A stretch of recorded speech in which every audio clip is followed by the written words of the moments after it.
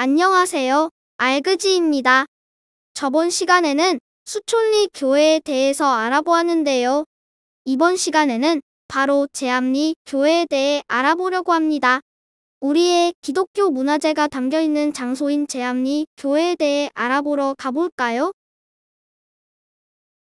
제암리는 경기도 화성시 향나무배에 있는 농촌 마을입니다. 두렁처럼 생긴 바위가 있어 두렁바위 또는 제암리라는 데서 제암리라는 명칭이 생겼습니다.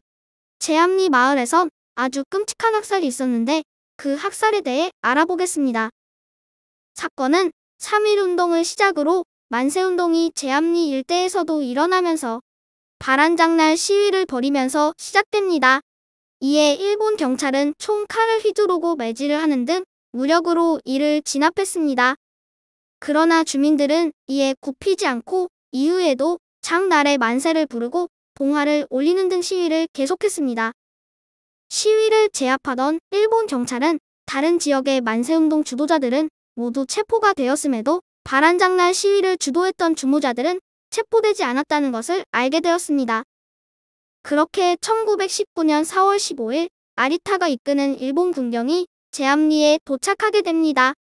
이들은 주민들에게 만세 시위 때 자신들이 저지른 폭력에 대해 사과한다며 15세 이상의 남자들을 제암리 교회에 모이라고 했습니다. 30명 정도의 사람들이 교회당에 모이자 아리타는 출입문과 창문을 모두 잠그게 하고 집중 사격을 명령했습니다. 또 예배당과 민가에 불을 질러 23인이 잔인하게 희생되었습니다. 그 후 스코필드 박사가 목숨을 걸고 제암리의 참사를 전 세계에 알리게 됩니다. 이 때문에 일본의 여론이 악화되자 일본은 제암리 학살을 지휘한 아리타 중위를 재판을 하게 되었지만 결국 무죄로 풀려나게 됩니다. 이 얼마나 분하고 원통한 일입니까? 이런 일이 다시는 반복되지 않도록 우리의 마음속에 새기고 이를 다음 세대에 넘겨줄 수 있도록 더욱더 관심을 가져야 할 것 같습니다. 이번엔 3.1운동에 대해서 알아보겠습니다. 만세 시위의 시작이 된 3.1운동 다들 아시죠?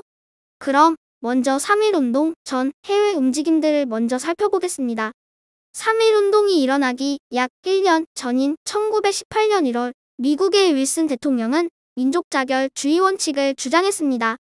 민족자결주의란 각 민족은 스스로 나라를 통치하며 결정할 권리가 있고 다른 민족의 간섭을 받을 수 없다는 주장입니다. 이는 우리의 민족혼을 다시 일으켜 세웠습니다.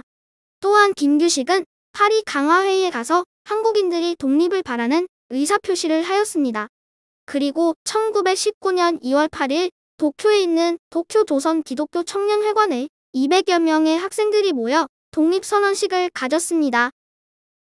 이렇게 해외에서도 독립에 대한 움직임이 있었는데 과연 국내는 어땠을까요?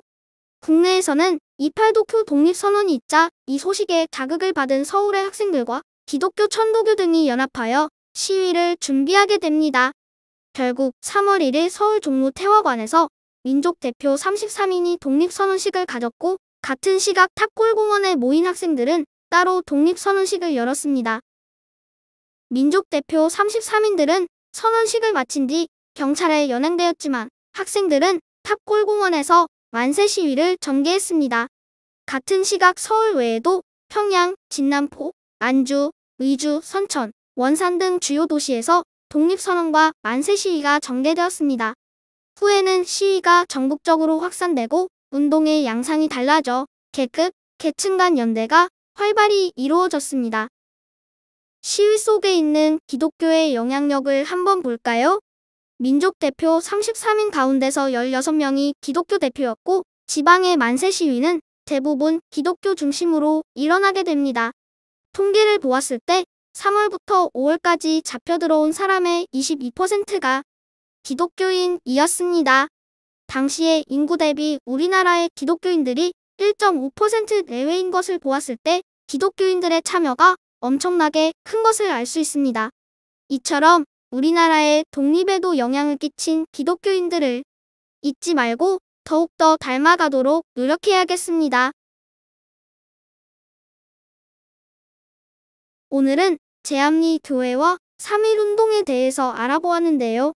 이처럼 역사 속에 있는 기독교인들의 비참과 헌신을 잊지 말고 마음속에 새기셨으면 좋겠습니다. 이상 우리 모두가 기독교 문화재를 알게 되는 그날까지 알그지였습니다. 감사합니다.